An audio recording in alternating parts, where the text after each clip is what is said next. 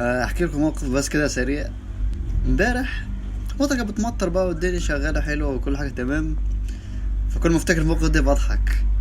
آه، قاعد في البلكونه في امان الله والدنيا بتمطر والجو حلو بقى، وبص بعدين نستمتع بالمطر وكل حاجه.